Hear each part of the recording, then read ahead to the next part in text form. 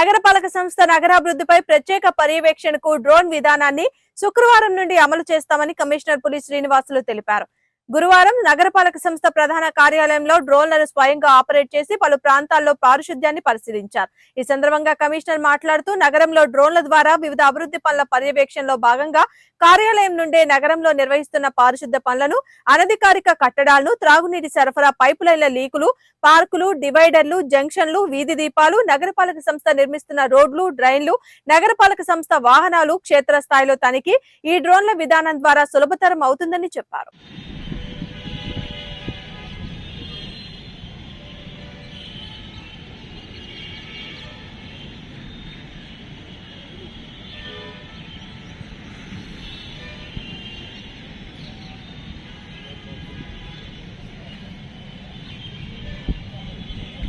మనం రెడ్లో ఉన్నామా?